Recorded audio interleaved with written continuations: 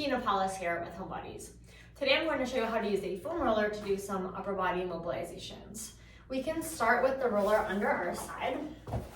We can work on our lats by going up and down, biasing a little bit more toward your back than your side.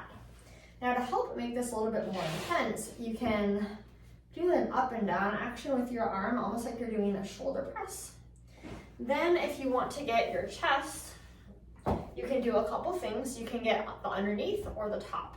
So for underneath, we're going to put that against our body, and we can find spots that are a little bit more tender, and you can hold there, even taking some deep breaths while you hold. To get the top can be a little bit trickier with a foam roller, but you'd want to wedge it between your collarbone and your chest. And same idea, would want to take breaths.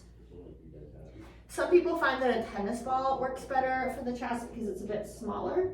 And in that instance, you might prefer to do this against a wall. We can also try contract relax. And to do that, you can make your arm kind of like you would at the airport to get scanned. And then you would press down with your elbow into the floor and then relax it. And you can try pressing for about 5 seconds and then relaxing it for 1 to 2. That can help the muscle release a little bit more.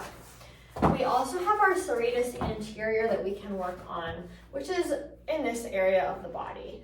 So more like the lat area, but then a little bit more forward as well. For this, you'll go up and down near your armpit. You can do palm up for this, and you can move arm in and out like so to help intensify that one.